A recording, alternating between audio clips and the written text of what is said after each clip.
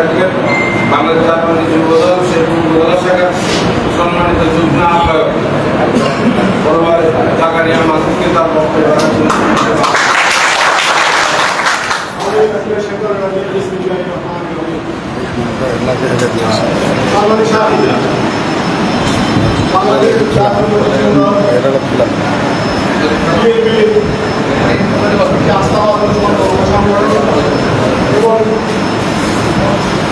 আধুনিক ভাষায় বলা যায় যে বিএনপির প্রথম সন্তান বা বড় সন্তান সেটা হচ্ছে যুবদল। আর সেই যুবদলের ঐতিহ্যবাহী ঐতিহ্য গাথা 47 বছর অতিবাহিত হয়ে গেছে। আপনারা শুনেছেন আমাদের আজকের প্রধান অতিথি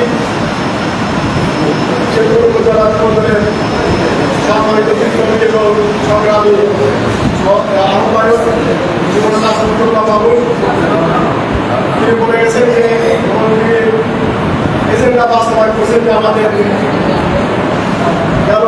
যুবদলের প্রস্তুতি কেমন ছিল এবং আগামী 47তম প্রতিষ্ঠাবার্ষিকী কেমন হবে তারা আমাকে কিছু আমাদের দিক নির্দেশনা দিয়েছে। কারণ আমি একটা কাজের জন্য আমি আপনাদের কথা সময় দিতে পারতেছি না বলে আমি আগে কথা বলার অনুমতি চেয়েছি। আজকে প্রধানমন্ত্রী এবং অনুষ্ঠান পরিচালনাকারী শেরপুর উপজেলা যুবদলের মেধাবী একজন যুবনেতা যুবদলের কাছ থেকে আমাদের মাঝে আরো উপস্থিত আছেন বগুড়া জেলা যুবদলের অন্যতম সদস্য যুবনেতা বাবু। আমাদের মাঝে আরো উপস্থিত আছেন বগুড়া জেলা যুবদলের অন্যতম একজন সদস্য যুবনেতা সুমন। আমাদের মাঝে উপস্থিত আছেন শেরপুর উপজেলা যুবদলের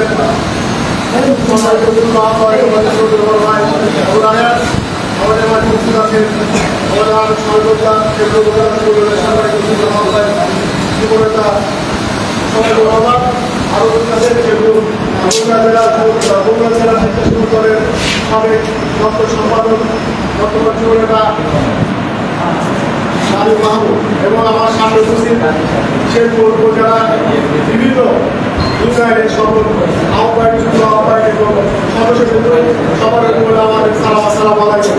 সংগ্রামের সাথে আপনারা জানেন 47তম প্রতিষ্ঠাবার্ষিকী কিভাবে বাস্তবায়ন করা যাবে এবং কিভাবে লোক সমাগম হবে তারা আমাকে আপনারা বক্তৃতা দেবেন। সেই বক্তৃতা আমরা শুনতে পারবো না, ফেসবুক মাধ্যমে সেটা জানতে পারবো। তবে যাই হোক, আমাদের এক সময় এই 17 বছরে হাইড্রোজেনের সাথে লড়াই সংগ্রাম করে যে মূল্য এগুলো সহ্য করে আজ আমরা এই দেশ মোটামুটি ফ্যাসিস্টের কাছ থেকে দেশ স্বাধীন হয়েছে। তবে এখন আমাদের সামনে আরেকটা যুদ্ধ, সেই যুদ্ধ হচ্ছে ভোট যুদ্ধ। আজকে বিএনপি টিকে থাকবে ভোটের মাধ্যমে। এই ভোট যুদ্ধের মধ্যে আমরা টিকে থাকতে পারি তাহলে বিএনপি আবার বেঁচে থাকবে। আপনারা জানেন এই বিএনপি ভোটকে নষ্ট করার জন্য এবং মানুষের মনের ভিতরে বিএনপির যে ভালোবাসা আছে সেটা নষ্ট করার জন্য আমাদের সাথে যারা একসময় ছিল, আমাদের ছত্রছায়া থেকে যারা বড় হয়েছে, যাদের ভোটের পার্সেন্ট 5%, তারা আজকে আমাদেরই দল ধরে গ্রুপকে বড় হয়ে আজকে আমাদের ন্যায় করে ডাক দেয়। নানান ধরনের অপপ্রচার চালাচ্ছে আমাদের বিএনপিকে নিয়ে। আর যদি গ্রামে যদি কোনো ক্যাসার গন্ডগোল হয়, তাদের একটা বড় বাহিনী আছে, ওই ক্যাসার গন্ডগোল থেকে তারা ভিডিও করে আমাদের যুবদলের নামে ছেড়ে দিচ্ছে, আমাদের ছাত্র দলের নামে ছেড়ে দিচ্ছে, আমাদের বিএনপির নামে ছেড়ে দিয়ে মানুষের মধ্যে একটা প্রপাগান্ডা তৈরি করতেছে। ভাই আপনার সবাই চলে এই সমস্ত কিছু থেকে আমাদেরকে সবাইকে সাবধান করতে হবে, সাবধান থাকতে হবে এবং আমাদের একটা বড় বাহিনী তৈরি করতে হবে। আমাদের এবারকার ভোটের যুদ্ধ কোনো সময় আমরা মনে করেছিলাম সহজ হবে না। আমরা এবার যুদ্ধ করতেছি এমন আরেক ফ্যাসিস্টের সাথে, তারা ধর্মকে ব্যবহার করে মানুষের মনের মধ্যে মিথ্যা একটা বিভ্রান্তি তৈরি করে দিয়ে আমার ভোটের বাণিজ্য তৈরি করছে। সেটা যেন না করতে পারে। তারা প্রথমে টার্গেট করেছে তাদেরকে, আমাদের ঘরে যারা থাকে আমাদের মা বোনদেরকে,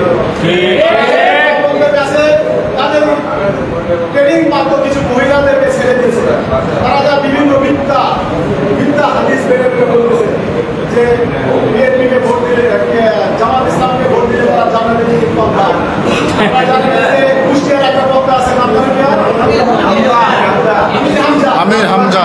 মানে আপনারা যদি একটা ভোট দাঁড়িপাল্লায় দেন তাহলে 18 কোটি মানুষ যে নামাজ পড়বে তার সওয়াব হবে। 18 কোটি কি মুসলমান আছে, এখানে তো হিন্দু আছে, তার মানে তার বলতেছে হিন্দুকে জোর করে নামাজ পড়াবে, তাহলে আমার বুঝলেন যে তারা কি লাভ করে। তাদের একই রঙের কতটুকু ঠিক ঠিক। তারা বলে পিয়ার পদ্ধতির মাধ্যমে নির্বাচন হবে। আবার এদিকে তারা দাঁড়িপাল্লা পোস্টার বিভিন্ন জায়গায় তাদের পাখিতে ঘোষণা করে বিভিন্ন জায়গায় ভোট যেতেছে যে জামাত ইসলামের দাঁড়িপাল্লায় ভোট দেন, আবার বলে পিয়ারে ভোট দেন, মানে গাছেরটাও খাবে ঘোড়ারটাও ঘোরাবে। পিয়ার মাধ্যম কি আমরা বুঝি না? যারা সতর্ক থেকে তারা নির্বাচন করবে তাদের তারা যদি সে দূর থেকে পাশ যে কোনো জায়গা থেকে যদি সতর্ক প্রার্থী যদি পাশ করে তাহলে তারা তাদেরকে পার্লামেন্ট কেমন করে বানাবে? এই পিয়ারের মাধ্যমে। পিয়ারের মাধ্যমে তারা কি করবে? তারা বিগত সময় যখন আমাদের সাথে শরীর থেকে ধানের শীষ নেয় ওই নেত্রকোনা আমাদের আমি কি নাম ডক্টর শফিকুর রহমান 9,000 ভোট, তারপরে ভোট বছর 10,000 দেখতেছে আমাদের আমি যদি ভোটে বের করে তাহলে আমাদের মান সম্মান থাকবে, পিয়ার পিয়ার করবে।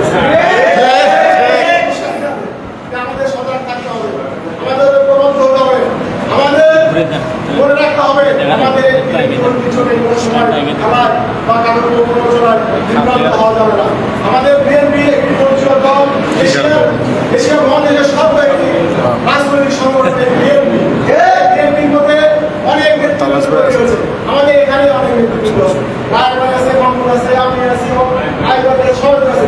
সবাই আমরা আশা করতেছি কি সভাপতি সেক্রেটারি সবাই হবে না, কে হবে? মামুন হতে পারে, আইব হতে পারে, আমরা নাও হতে পারি। তাই বলে কি আমি ঘরে বসে থাকবো? বিএনপি সেবা করে যাবো পারবো? আমাদের মধ্যে একজন সমাজ যেগুলো সিনিয়র নেতৃবৃন্দ আছে তারা কি তারা মনোনয়নপত্র যাচ্ছে, এর মধ্যে একজন মনোনয়নপত্র পাবে আর বাকিরা কেউ পাবে না। তাই বলে আমার নেতা টিকিট পাবে আমি ঘরে বসে থাকবো? আমাদের সবাইকে বিএনপি পরিবারের সবাইকে ঐক্যবদ্ধভাবে থেকে আমাদের আগামী চ্যালেঞ্জ এই জাতীয় সংসদ নির্বাচনে আমাদের শেরপুর ধরুনে ধানের শীষকে বিপুল করে বিজয়ী করে এখানে আমাদের সংসদ নির্বাচন। আমার কথা হচ্ছে যে আমরা ইলেকট্রিক মিডিয়া এবং সোশ্যাল মিডিয়াতে শুনতে পেরেছি যে বগুড়ার 5টি আসনে গ্রিন সিগন্যাল দিচ্ছে। এই গ্রিন সিগন্যাল যে কোনো মুহূর্তে পরিবর্তন হতে পারে। তাই বলে কি আমার যে নেতাকে দিয়েছিল সেই নেতাকে আরেকজন দিবে, আমি মন করে বসে থাকবো? প্রশ্ন আসে না। আমি আমার নেতাকে চিনি, আমি চিনি হচ্ছে শহীদ প্রেসিডেন্ট জিয়াউর রহমানের ধানের শীষে কাজ করতে হবে এবং 47তম প্রতিষ্ঠাবার্ষিকী যুবদলের সফল করে সবাইকে ধন্যবাদ জানিয়ে আমি আমার কথা শেষ করছি এবং